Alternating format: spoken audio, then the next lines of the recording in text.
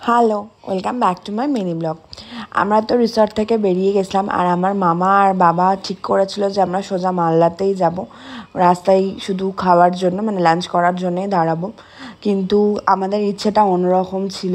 আমরা ঘুরতে গেছি, প্রথম দিন তো ভালো করে ঘুরিয়ে ঠিক আছে। তো দ্বিতীয় দিন বাড়ি যখন যাব, তো একটু দেরি হলে কি এমন ক্ষতি হয়ে যাবে।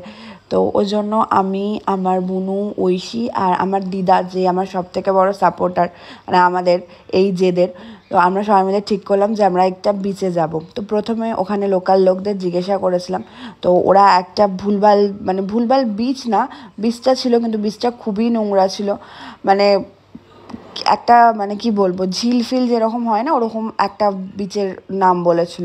তো আমরা ওখানে গেছিলাম, কিন্তু তারপর ওখান থেকে ফিরে আমরা মালদার দিকে রওনা দিয়েছিলাম। কিন্তু অনেকটা যাওয়ার পর আমরা ঠিক করলাম যে না, আমরা একটা বিচে যাব। তো ওই জন্য আমরা ওইখান থেকে ফিরে চলে আসলাম মন্দারমণি। আর মন্দারমণি বিচে এসে আমার এত ভালো লেগেছে, আমাদের প্রত্যেকের সবার খুব ভালো লেগেছে। আসলে আমার মা আর বাবা ভাবছিল যে তাড়াতাড়ি বাড়ি পৌঁছাতে হবে, কারণ আগের দিন অনেক কষ্ট হয়েছিল।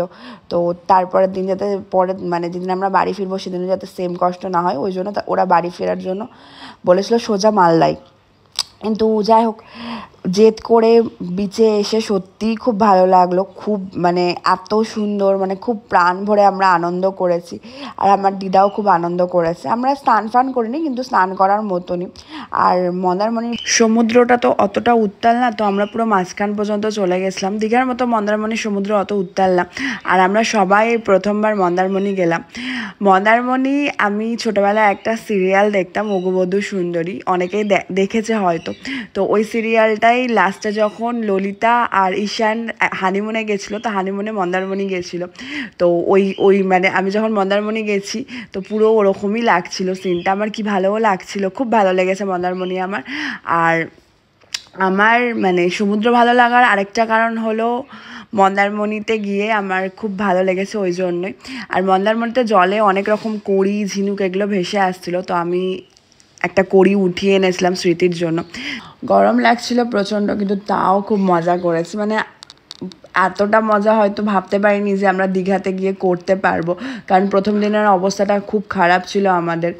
তো পয়সা টয়সা খরচা করে গেছিলাম, মনটা একটু অফই ছিল, খারাপই ছিল। তো তারপরের দিন যখন মন্দারমণিতে গিয়ে মজা করেছি, তো তারপরে মনে হচ্ছে যে না, পয়সা উসুল, আমরা যে পয়সা টয়সা খরচা করেছি পয়সা পুরো উসুল।